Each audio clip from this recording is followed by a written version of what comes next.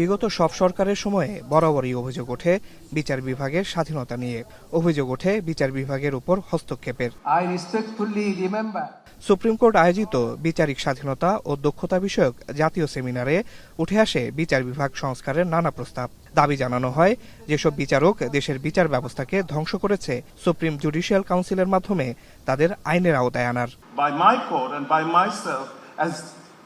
Indicative of significant progress made towards that one ultimate objective of setting up an independent secretariat for the Supreme Court. বাংলাদেশের প্রতিষ্ঠানকে ধ্বংস করেছে, সাংবিধানিক প্রতিষ্ঠানকে ধ্বংস করেছে। আমি সুপ্রিম জুডিশিয়াল কাউন্সিলের মাধ্যমে তাদের বিচারের মুখোমুখি করার পক্ষে মত দিচ্ছি অ্যাটর্নি জেনারেল হিসেবে। বাংলাদেশের আর কোনো খায়রুল হকের জন্ম যাতে না হয়, যার মধ্য দিয়ে বাংলাদেশে আর যেন খুনের রাজনীতি চালু না হয়, গুমের রাজনীতি চালু না হয় এবং এক্সট্রা জুডিশিয়াল কিলিং বা ক্রসফায়ারের নামে মানুষ হত্যার সংস্কৃতি চালু না হয়। শেকড় থেকে শিখরে। আইন উপদেষ্টা তুলে ধরেন দেশের মামলা জট কমাতে সরকারের নানা পদক্ষেপের কথা। Before that 500,000 cases roughly are filed in the Bangladeshi courts and only 35,000 cases are disposed of by mediation or through the legal aid service. We have set an aim for us that we are planning that through the strengthened legal aid service, we could at least dispose of 30% of the cases before it enters into the court premises. প্রধান অতিথির বক্তব্যে প্রধান উপদেষ্টা বলেন, জুলাই গণহত্যার বিচার নিশ্চিতে জাতির কাছে সরকার দায়বদ্ধ।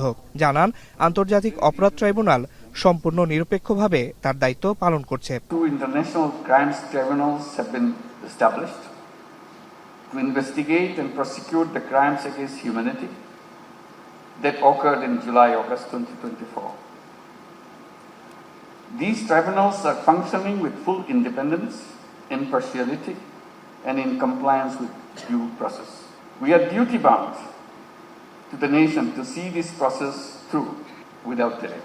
And I assure you, I remain fully committed to upholding this solemn responsibility. তিনি অভিযোগ করেন, অতীতের সব সরকার বিচার বিভাগকে নিজেদের স্বার্থে ব্যবহার করেছে। প্রধান উপদেষ্টা বলেন, স্বাধীনতার পর 54 বছরে যেসব সংস্কার অসম্পূর্ণ ছিল তা পূরণ করাই এখন অন্তর্বর্তী সরকারের মূল লক্ষ্য। এই সংস্কারের সুযোগ এনে দিয়েছে জুলাই গণঅভ্যুত্থান।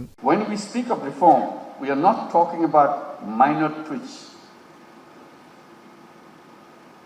that will fall apart under the pressures of time and power. We speak of tasks left undone in the last 54 years since our independence.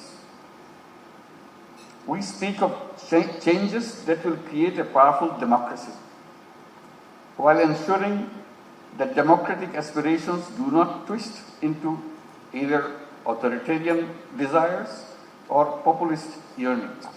এ সময় জুলাই গণঅভ্যুত্থানে রাষ্ট্র সংস্কারের যে সুযোগ তৈরি হয়েছে তা কোনোভাবে হাতছাড়া না করার আহ্বান জানান প্রধান উপদেষ্টা। It became loudest when I was Asif Iqbal খান, এখন, ঢাকা।